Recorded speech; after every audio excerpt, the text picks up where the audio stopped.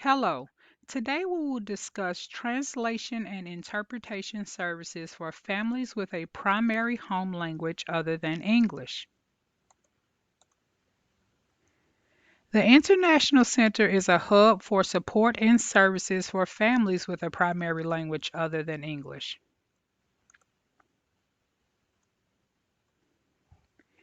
This video will focus on interpretation and translation services, but here are several other supports and services provided to students and families in the International Center.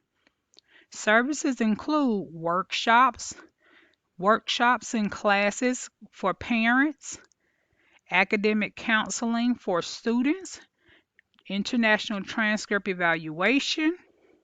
They even help parents to navigate the school system. Here to the right, you can find the address, the phone number, and the fax for the International Center. At the conclusion of this video, I will model how to access the International Center's website. Now let's talk about the difference between interpretation and translation. Interpretation deals with the spoken word. That is the traditional sense that we're accustomed to, where an interpreter comes out and the parent may speak in one language and the interpreter interprets that language in English for us. Translation services, on the other hand, deal with written materials. And deal with written materials. This may be letters home, this may be messages or emails and things like that. Both require deep linguistic and cultural understanding, expert knowledge of subject matter, and the ability to communicate clearly. Interpreter requests. All services for the 2021-2022 school year will be virtual due to COVID, which means you'll set these meetings up via Meets, Zoom, or the phone. Requests must be submitted at least 5 days in advance for services, 5 business days in advance for services, and it is the responsibility of the teacher who needs the services to submit the request. The ESOL department can help you with locating documents, but it is the responsibility of the teacher who needs the service to submit the request. Service hours are between 8 a.m. and 4 p.m. Monday through Friday. And there are 3 types of requests. Single for just one isolated student, 2 or more, like if you're doing back-to-back conferences, and after school hours, such as town hall meetings and different things like that. And all interpreter requests will be submitted to interpreter@clayton.k12.ga.us. And when you schedule the interpreter request, whenever an interpreter is used, you must always allow for double the time for the meeting, because essentially everything is being said twice in one language and in a second language. Be prepared with documents already pulled up and talking points prepared, because time must be respected. Speak directly to the person or the parent that you are talking to, with frequent stops for interpreting. Almost try to act as if the interpreter is not there, but keep in mind they do have to repeat everything, so speak in chunks. For virtual meetings, be prepared to share your screen so both the interpreter and the parent can view documents and resources, and this will also help speed up the interpretation process because they're able to see the documents opposed to relying solely on what you're saying. Once again, all requests are sent to interpreter@clayton.k12.ga.us. Now for translation requests. Email the electronic version of the document. This does not mean for scanning pages of materials and things like this. It has to be a document that can be manipulated electronically. Allow 1 to 2 weeks for documents to be translated. If you need a district form, that will be something that will be for all students. District forms can be found on Illuminate. When you access Illuminate, opposed to clicking on a different subject, click the multilingual forms tabs, and all of those forms are housed there. Translation requests are also emailed to interpreter at clayton.k12.ga.us.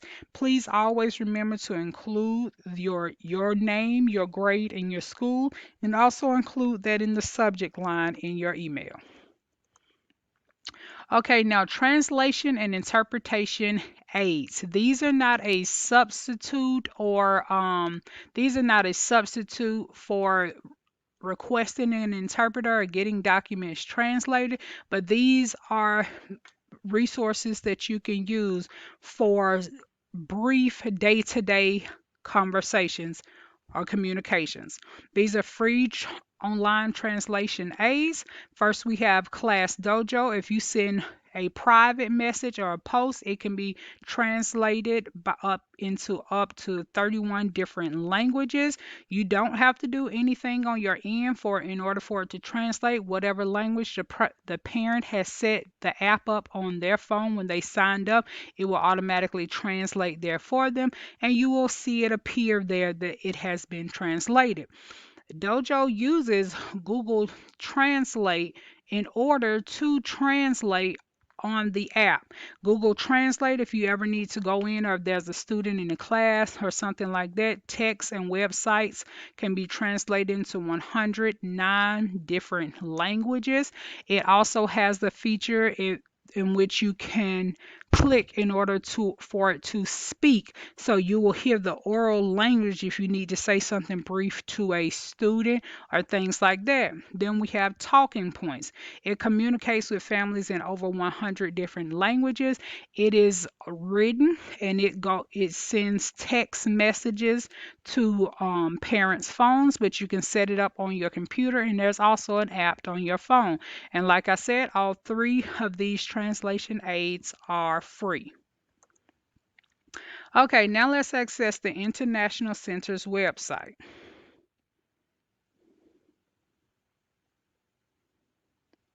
In order to access the International Center's website, first we must go to the Clayton County Public Schools website. Once on the site, we're going to navigate over here to resources. On your resources, we have for community, students, staff, and parents. Under the parents tab here, you will see Parent Center. That's where we need to click.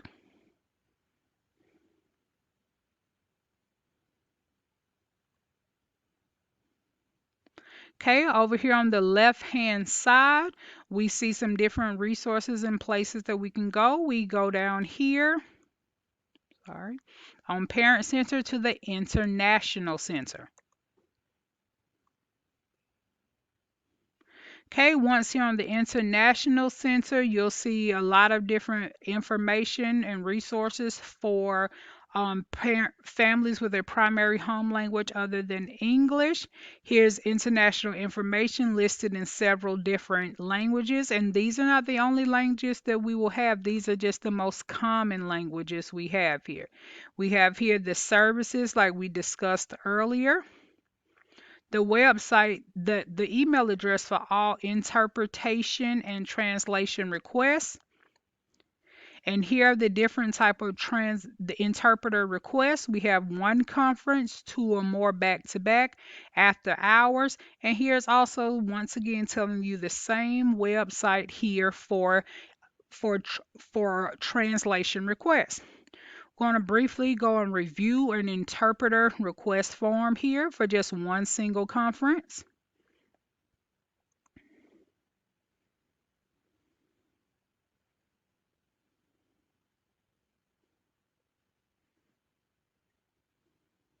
Okay, and remember this is for one single isolated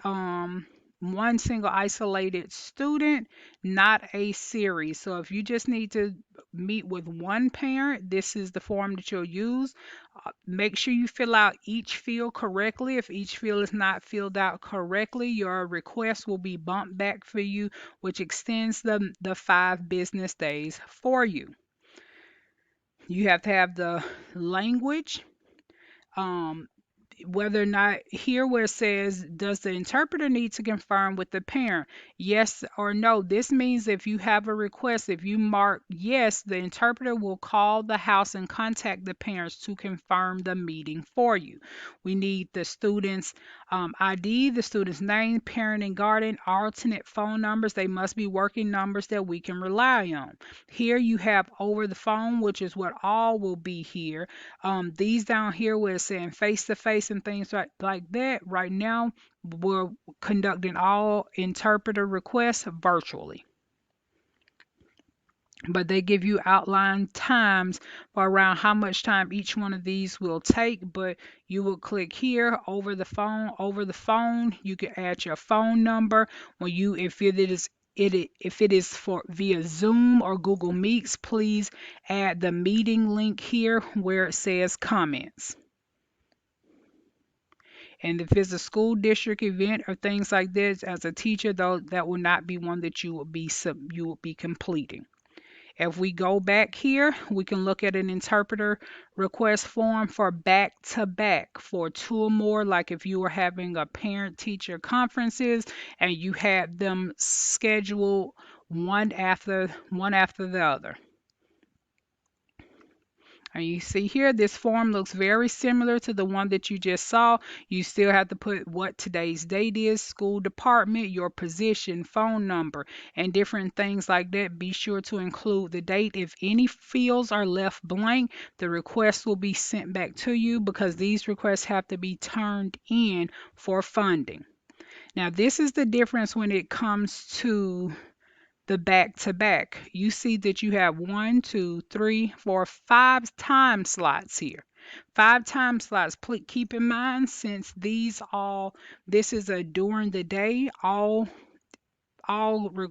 conference times must end by the 4 o'clock timeline on there when interpretation services stop. So you have to put the names in here. The times have to be back to back, one student after the other. Once you fill up this page of 5, you've get a separate sheet and continue to fill it up. So you can submit more than 5 at one time, and you can submit more than 5 on one day if time allows, but you will have to put in multiple forms for the single request. Well, this concludes our video. If you need any further assistance or have any more questions, please remember to reach out to a member of the ESOL team. Thank you.